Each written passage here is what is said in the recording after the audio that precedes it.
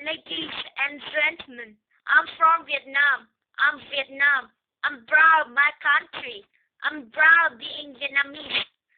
Vietnam had 20 destiny in the past 20 years.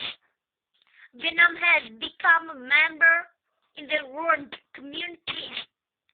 Vietnam is training every day. Vietnamese people are embracing changes.